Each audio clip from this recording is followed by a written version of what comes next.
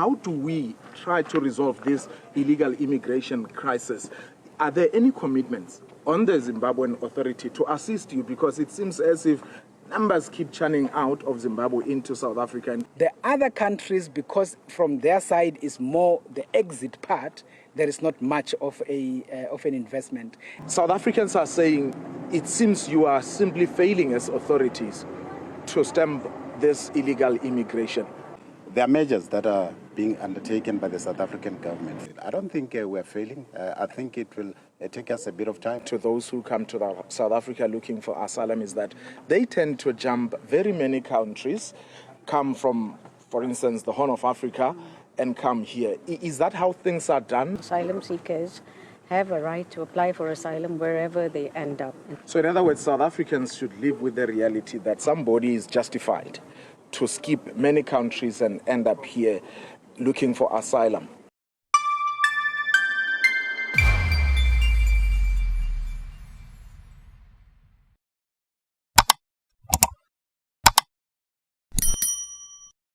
Hello everyone, welcome back to the channel, where we cut through the BS and talk straight about what's really going on in South Africa. Today, we're diving into a recent interview with the Border Management Authority, Home Affairs, and the UN Refugee Agency. This thing aired just yesterday, and let me tell you, it's a damning expose on how our country is getting absolutely hammered by illegal immigration. Our officials got grilled by journalists, and their answers, they basically admitted that they've got no real plan. But we're not just reporting here, we're breaking it down, calling out the failures and exposing the rot. Buckle up, this is going to be raw and real. Don't forget to hit that like button, subscribe to the channel and hit the notification bell. Let's get into it. I remember that meeting of December 2023 when you met with your Zimbabwean counterparts in Pretoria, because there were intentions on their side to establish a similar entity on that side. But I'm trying to determine whether there are conversations between South Africa and Zimbabwe, perhaps even at your level, to say, how do we try to resolve this illegal immigration crisis? Are there any commitments on the Zimbabwean authority to assist you? Because it seems as if numbers keep churning out of Zimbabwe into South Africa, and it seems to be your baby, really, to take care of. Yeah, you see, the issue of illegal migration, as the DJ has said, is a very sophisticated reality. And that particular reality is not just between us, for example, and Zimbabwe. It's the same, even in terms of us and Lesotho. It is the same in terms of us and Mozambique. You will remember in terms of our statistical picture, even the numbers of the people we intercept that are attempting to enter the country illegally, the leading country is Lesotho, followed by Zimbabwe, and then followed by Mozambique. So that is the reality. What does it mean practically? We do engage on these issues all the time. I think you will be aware that there is something called the BNC, the binational commissions that are chaired by the president. In those conversations, we do have the discussion around the issue of illegal migration. But at the same time, one thing that is a fact, and I think that is the reality that we are sitting with, South Africa still maintains the pull factors in as far as the perception. And I suppose that perception is factual. The fact that there is better economic opportunities, the country is more bigger economically and otherwise. But then the other countries still maintain the push factors. And on that basis, when that reality sustains, the issue of people flocking to South Africa will continue. Now, what does it mean in practical terms? We do meet with our colleagues across this neighborhood to deal with these particular issues. The only difference is you have to invest in this particular issue. And the investment as we speak and the effort on this issue for now has mainly been from the South African side. The other countries, because from their side is more the exit part, there is not much of an investment. And I think that is one thing that is a fact that we cannot shy away from. When I was in Libombo, for instance, we met with the Minister of Interior of the Republic of Mozambique, the Chief of Police. And the journalist there actually asked them, what is it that Mozambique is doing in addressing issues of illegal migration? And they did indicate that, yes, even from their side, they are worried about people who avoid coming to port without requisite documents and actually risking their lives moving through the mountains and all of those. So those are the issues. DG, any input from your side in terms of the transgressions? Dr. Mike Masiapat was talking about most of the people trying to cross illegally between South Africa and neighboring countries. So you will recall that the deployment that has been done in terms of these operations includes other stakeholders such as the South African Defence Force, it includes SAPS, it includes CBRTA, and then of course you do have the SARS component. And I think the Commissioner has already provided the stats in terms of what has been picked up.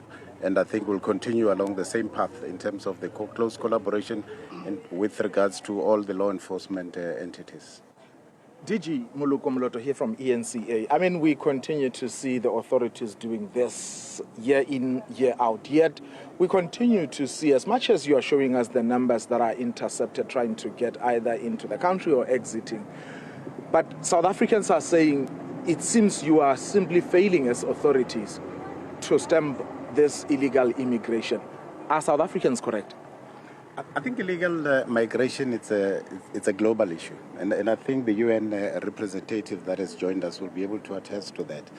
There are measures that are being undertaken by the South African government. Firstly is that you are aware that there's a white paper on citizenship, immigration, and refugee protection that is out there, that has been gazetted for public comments, where we're soliciting views in terms of how do we then deal with some of these issues.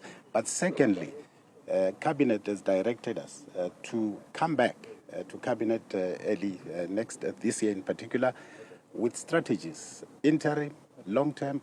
How do we then deal with illegal migration? I don't think we're failing. I think it will take us a bit of time, but the measures that the Commissioner has really outlined are a step in the right direction in terms of dealing with illegal migration. Maybe one of the complaints by ordinary South Africans in regard to those who come to South Africa looking for asylum is that they tend to jump very many countries, come from, for instance, the Horn of Africa, and come here. Is that how things are done, or should they be going to the nearest country for as long as it is safe for them? What is the procedure when it comes to people seeking for asylum? The procedure is as is. Nobody should be penalized for not having applied for asylum in as you say, the first country of asylum. Asylum seekers have a right to apply for asylum wherever they end up. And South Africa has been pioneering in terms of refugee protection over the years, and we'd like to thank the government of South Africa and the people of South Africa for their solidarity and for their support to asylum seekers and refugees. Thank you. So in other words, South Africans should live with the reality that somebody is justified to skip many countries and end up here looking for asylum. As I said, asylum seekers have, under international conventions, have the right to apply for asylum wherever they find themselves and wherever they feel comfortable applying for asylum. Also in that regard, UNHCR understands the dilemma of states in terms of people, in terms of asylum seekers having moved many countries to come here. So what we are trying to do is also to see how we can better enhance our work with states to strengthen the route-based approaches, meaning how do you support asylum seekers in the areas where they have crossed and to better anchor them there. What kind of support do they need in order to avoid them making dangerous journeys down the line to different countries? What kind of better support can we enhance in the areas where they are transiting? Now, first off, a quick recap of the interview to set the stage. Journalists pressed the BMA Commissioner, Dr. Michael Masiapato, on why neighboring countries like Zimbabwe, Lesotho, and Mozambique aren't lifting a finger to stop the flood of illegal migrants heading our way. He admitted that South Africa is doing all the heavy lifting, interceptions, investments, you name it, while these other nations treat it like just an exit problem for them.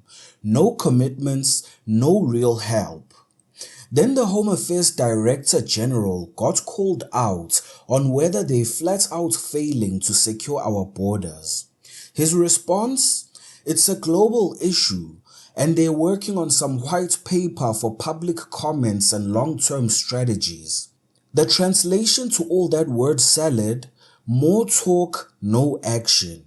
Finally, the UN refugee rep defended asylum seekers that jump over dozens of countries from places like Ethiopia or the Horn of Africa to land here in South Africa.